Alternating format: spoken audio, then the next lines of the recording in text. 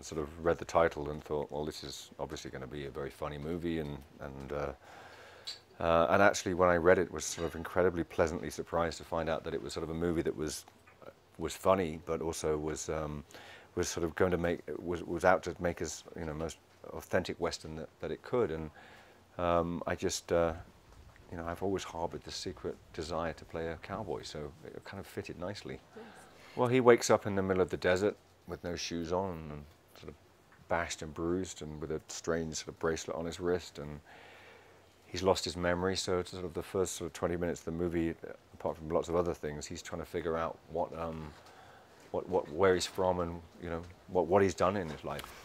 Harrison is an incredibly generous and funny man who is also an incredibly generous and funny actor who I've been a fan of for a long time, and just getting the chance to work with him has been a joy, and getting to know him has been a joy as well.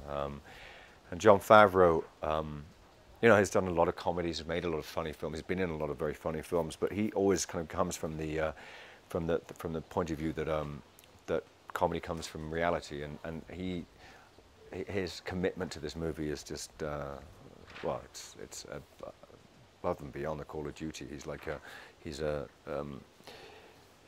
collaborative director who wants to hear your opinion, but also has an incredibly strong sense of what the movie is about, and is always trying to make it better. So it makes my job very easy. Riding horses every day was probably one of the most exciting things I've done on a movie set. I mean, it's you know, I love horses. I love being around them, and I love being kind of out in the open. So and near dying cattle.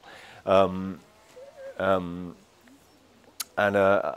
you know, challenging wise, I don't know. I mean, challenging wise is that I wanted to make him, you know, I'm from England, so I don't, you know, it's not the most natural choice for someone to be a cowboy, but I wanted to make him as authentic as possible. But wearing chaps and a hat and a gun, it kind of really helps. I know we've done a good job on this movie. It got an really incredibly talented cast, and good people behind it, and it's, you know, what I've seen of it, it looks stunning. So.